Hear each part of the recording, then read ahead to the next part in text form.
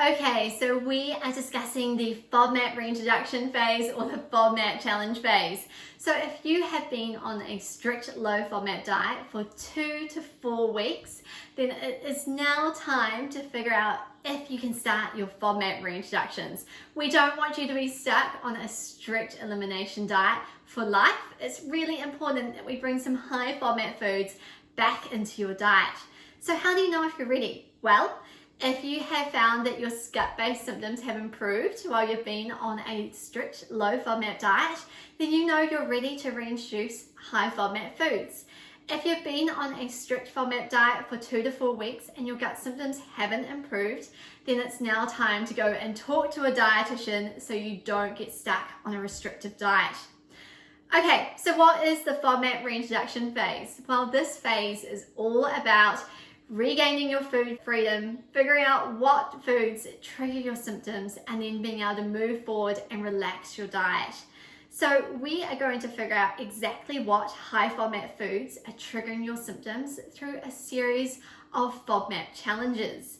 Now, in these FODMAP challenges, you are going to eat a test food that contains one of the FODMAP groups. Because remember, FODMAP is an acronym and it stands for a wide range of different fermentable carbohydrates. So in each FODMAP challenge, we only want you to use a specified test food that only contains one of those FODMAP groups. This is going to give you clear results and mean by the end of the challenge, you're going to know exactly whether or not that FODMAP group is a cause for your gut-based symptoms.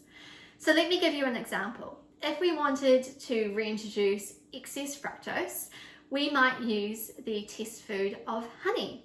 And we're going to test this food over a 3-day period. So we might start with half a teaspoon on our first challenge day. Then if our symptoms stay settled, we might move up to 2 teaspoons of honey on our second day. And if things are going really well, then we might finish off our fructose challenge with 1 tablespoon served to test our tolerance level.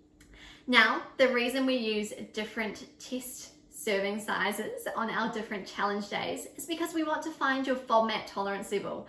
We want to know if you can tolerate a small amount of that FODMAP group, moderate amount of that FODMAP group, or a really high amount of that FODMAP group. And this will give you a lot more flexibility as you relax your diet. So you are going to do a FODMAP challenge for each of the FODMAP groups. And then at the end of it, you'll know your body, you'll know exactly which of the high FODMAP groups are triggering your symptoms, and you'll be able to move forward and relax your diet in the adapted FODMAP diet phase. How good does that sound? Well, if you want more information about the FODMAP challenge phase, then head on over to FODMAP.com.